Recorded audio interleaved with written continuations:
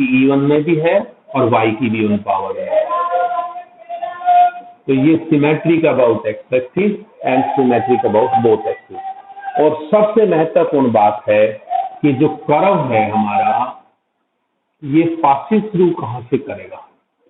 Passes through.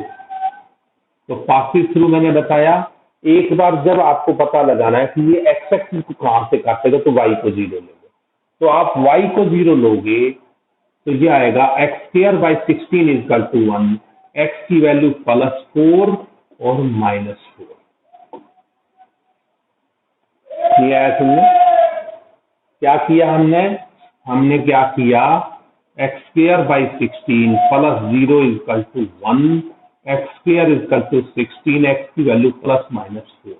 हमें ये पता लग जाएगा कि ये हमारा कर्व एक्स एक्सिस पे कहां से गुजरेगा। सबसे इंपॉर्टेंट पॉइंट है। उसके बाद अब ये वाई एक्सिस पर y को 0 ले लो और सोल्व कर दो। y को 0 ले लो, y को 0 ले लिया और सोल्व किया। X square by 16 is equal to 1, x square is equal to 16, x is equal to +-। अगर आप y को 0 ले रहे हो तो ये पता लग जाएगा कि वो कर्व एक्स एक्सिस को कहां पर कट करेगा।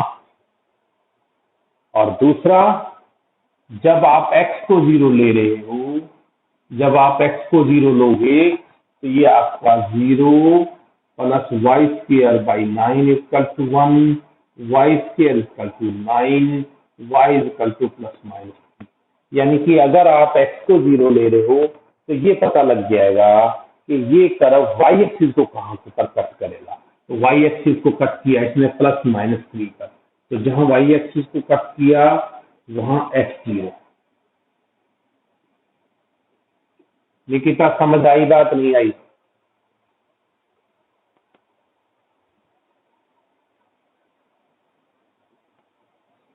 निकिता नहीं आई बात समझ में?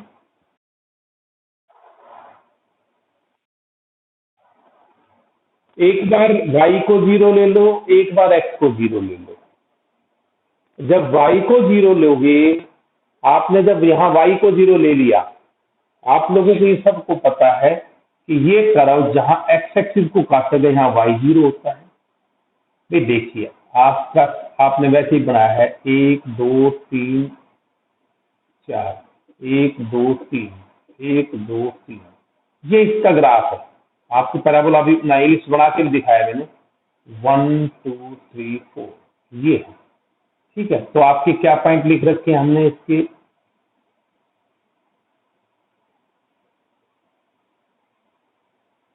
ये 4 0 पर ये एक्स एक्सिस को कट करेगा और -4 0 पर। हमने इसको फाइंड आउट करने के लिए y को 0 लिया, y को 0 लिया।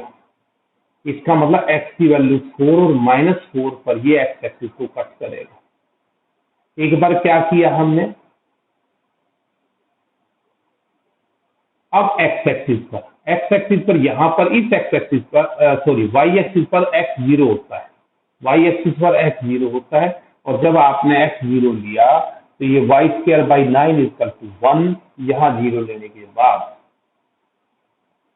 y की वैल्यू +-3, तो ये +3 0 3, क्योंकि यहाँ x 0 होगा।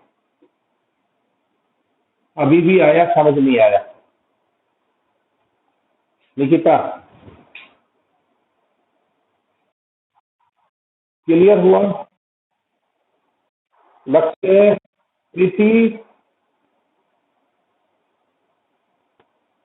प्रीति समझ आया नहीं आया? आ गया। उसका नहीं हुआ फोन ठीक अभी?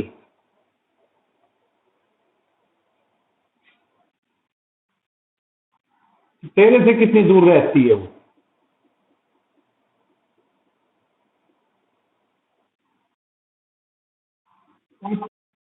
आपस में एडजस्ट कर लो बेटा। अब देखो भाई, अब ये है बेटा कि हम इसको एरिया फाइंड आउट करना है, तो हम इसकी एक हिस्से का एरिया निकाल के 4 से मल्टीप्लाई कर देंगे। तो देखिए आपका रिक्वायर्ड एरिया क्या होगा,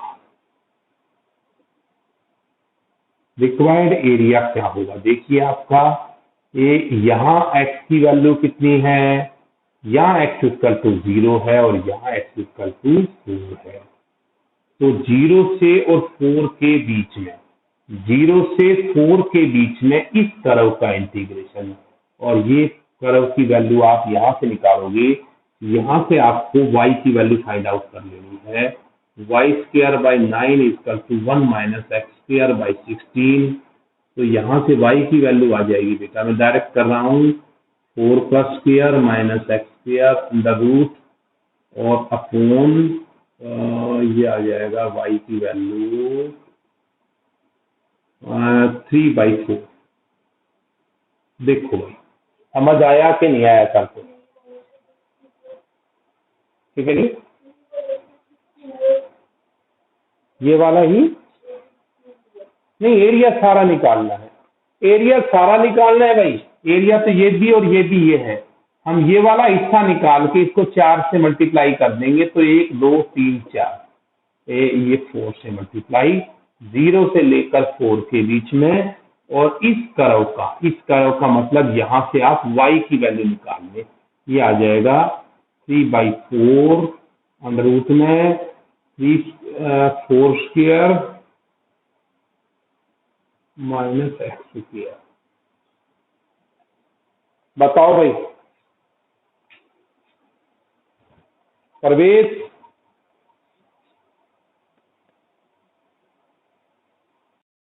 निकिता,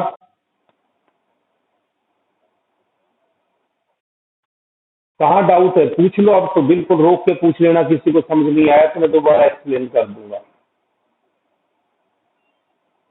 वहां से y की वैल्यू निकालनी है, y स्क्वायर बाई 9 है, 1 माइनस एक्स स्क्वायर बाई 16 है, 16 माइनस एक्स स्क्वायर बाई 16 और 9/16 आ जाएगा, अंडर रूट करके 3/4 आ जाएगा बाहर। बताओ भाई लक्ष्य,